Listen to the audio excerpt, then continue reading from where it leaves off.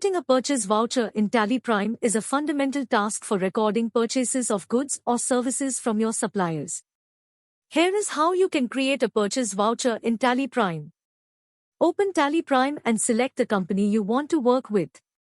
From the gateway of Tally, navigate to Accounting Vouchers. Select Purchase Voucher, often represented by F9 or another key, depending on the keyboard shortcuts configured. Enter the date of the purchase transaction. Select the supplier's ledger.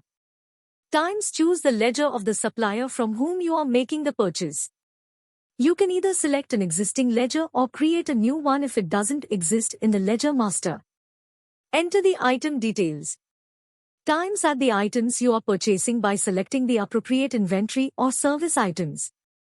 You can also enter the quantity and rate of each item. Tally Prime will automatically calculate the amount based on the quantity and rate you have entered.